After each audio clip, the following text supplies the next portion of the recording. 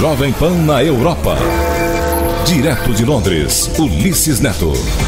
É o microfone Jovem Pan na Europa, Ulisses Neto, bom dia para você. Nós já falamos aqui, inclusive, sobre, primeiro, a guerra na Síria. E agora, esses atentados no Egito, o mundo está na expectativa. Oi, Ulisses, bom dia. Bom dia, Thiago. Bom dia a todos que acompanham o Jornal da Manhã. São assuntos que estão relacionados diretamente, né? Porque a guerra da Síria tem propiciado uma ampliação do Estado Islâmico naquela região, por mais que os últimos meses indicassem o contrário, né? Que o governo de Bashar al-Assad estava retomando o controle total de seu território, sufocando os rebeldes por um lado e também combatendo o avanço do Estado Islâmico por outro.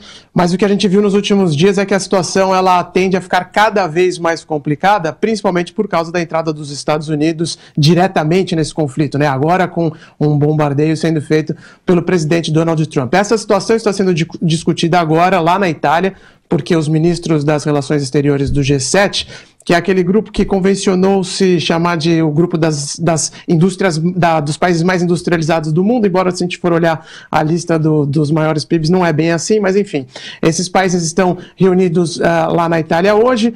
Entre os presentes nesse encontro está o secretário de Estado americano, Rex Tillerson, que vai até a Rússia nesta semana se encontrar com o colega dele local, Sergei Lavrov, para discutir a tensão das últimas horas, né? Principalmente nesse final de semana, o clima de tensão entre a Rússia e a Europa cresceu bastante. O secretário do exterior, o ministro do exterior aqui do Reino Unido, Boris Johnson, deveria ter um encontro com o colega russo. Ele cancelou de última hora essa reunião, que irritou bastante o Kremlin. Várias informações divulgadas lá da Rússia atacando o governo britânico, chamando Boris Johnson e o Ministério do Exterior britânico apenas de uma sombra ao que se decide lá em Washington, um país já irrelevante na geopolítica internacional. Foram palavras duras da Rússia para criticar esse cancelamento de última hora do encontro entre o Boris Johnson e o Sergei Lavrov. Então a situação ela continua bem delicada nos últimos dias, nos últimos instantes, cada vez mais a tensão crescendo, e esse encontro do G7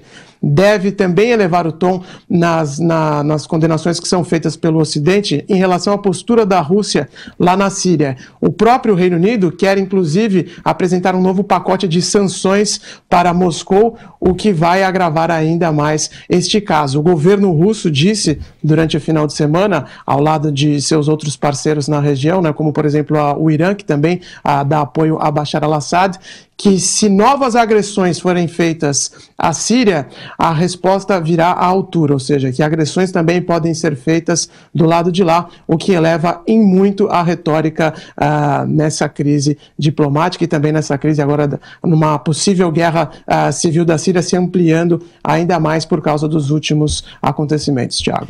O Egito declarou a emergência, né? E é esperar o tempo para saber o que vai acontecer, se são possíveis de ter um desdobramento de novos atentados, né, Ulisses? Porque isso aumentou nas últimas semanas.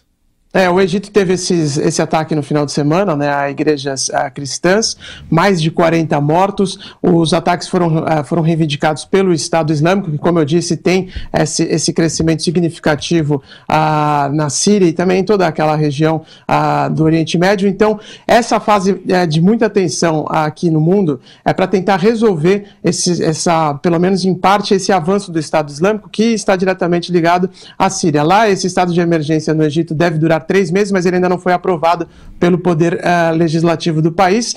E aí cria-se um outro problema, né? Quais serão os excessos cometidos pelo governo num estado de exceção que pode durar tanto tempo lá no Egito, que também vive já seus conflitos internos há vários anos.